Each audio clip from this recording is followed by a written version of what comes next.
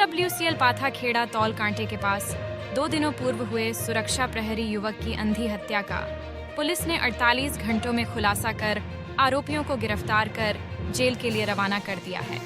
अनुविभागीय अधिकारी रोशन कुमार जैन ने मामले का खुलासा करते हुए बताया कि आरोपी ट्रक चालक एवं क्लीनर है जो पार्टी कर रहे थे।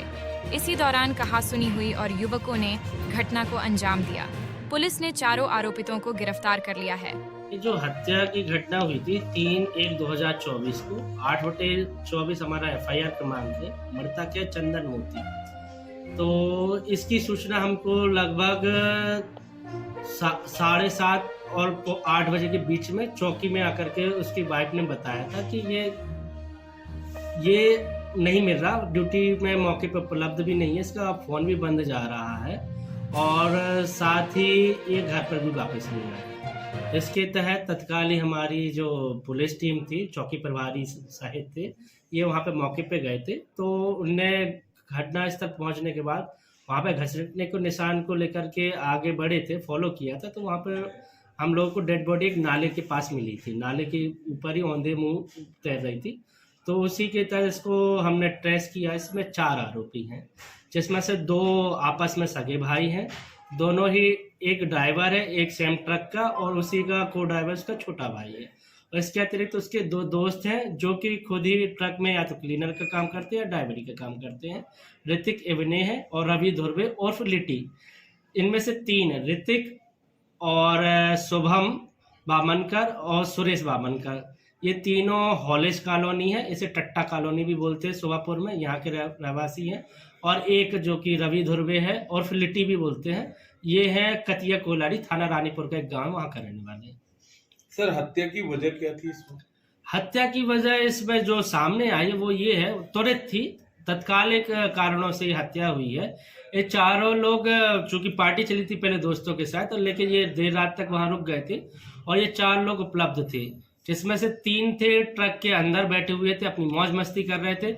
उसी में से एक व्यक्ति जो सुरेश बामनकर है, जो बड़ा भाई है शुभम का, वो नीचे जो डिक्लाइन वाली जगह है जहाँ पे वहाँ पट्टी पे वो सोया हुआ था और थोड़ा वो भी मौज मस्ती और अपना ड्रिंक के नशे में थोड़ा सा अपनी हरकतें कर रहा था। जैसे ही चंदन मोदी जो कि गार्ड का काम करता है WCL का, वो वहाँ पर आया, उसने अपनी गाड़ी खड़ी की और कुछ समय बाद उसने पूरा ऑब्जर्व किया। उसके बाद वो आया तो उसने सुरेश बामनकर को अपने तरीके से वहाँ से जाने को कहा और थोड़ा सा उस गुस्सा होकर के बोला और आपस में इस तरीके से हॉट टॉक हुई। पहले स्टार्टिंग में सुरेश बामनकर और फिर सूरज, उसको दोस्त उसको सूरज भी बोलते हैं, उनके बीच में हॉट टॉक हुई, गाली गलौज हुई। इसको देखते हुए तत्काल उसका छोटा भाई शुभम तत्काल उस ट्रक से आया, उसके पीछे दोस्त भी आया। उसने बोला कि ये गाली गलौज तू मेरे भाई को कैसे दे रहा, वो नशे में बहुत ज्यादा था और इस तरीके से बोला और तत्काल ही मारना स्टार्ट कर दिया। जैसे ही स्टार्ट हुआ तो चारों जो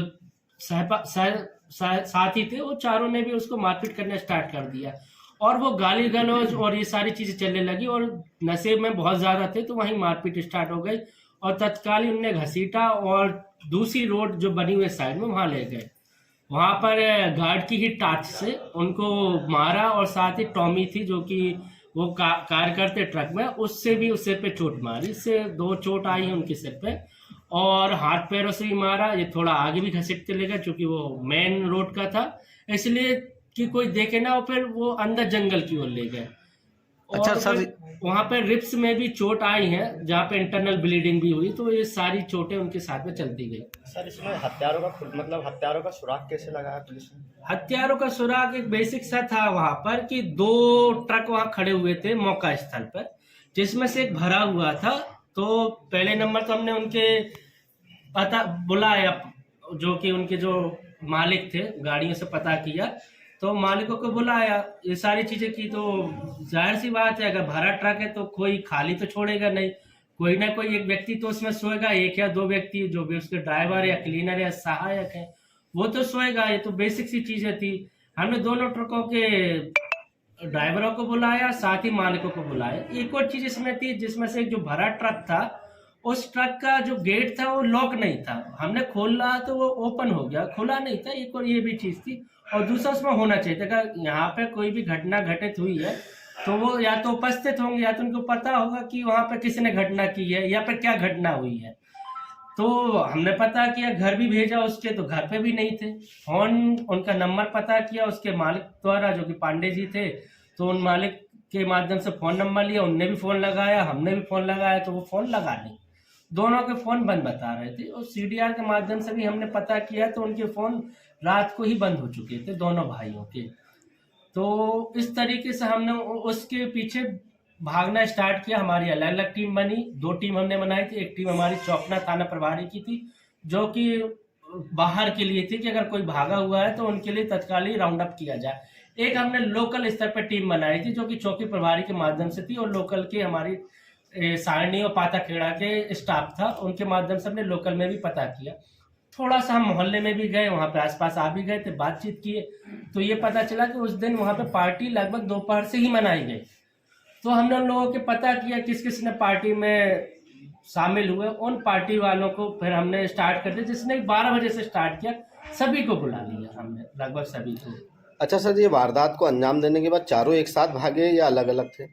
अलग अलग भागे, 2 भाई अपने अलग भागे हैं और ये दोनों अपने अलग अलग जगह पर गए हैं। एक तो अपने घर पे ही जाकर के सो गया और एक अपने टक पे जाके सो गया, और 2 भाग गए। सर कुल 4 ही आरोपी हैं और उनके पास से कुछ हथियार वगैरह बरामद हुए सर? हाँ, उनके मेमोरेंडम से जो भी वारदात में शामिल किए थे उसमें से टॉमी हमने बरामद की, टॉर्च हमको वहीं पर प्राप्त हुआ है, बाकी की उनकी मारपीट सारी हाथ पैरों से हुई है। सर पूरे आरोपी गिरफ्त में हैं, अभी कुछ शेष कार्रवाई बाकी है? चारों हमारे राउंड अप हैं और आज कोर्ट में पेश कर दिए जाएंगे। बता दें कि घटना से क्षेत्र में तनाव का माहौल निर्मित हो गया था। सारणी से रंजिश काकोड़िया की रिपोर्ट।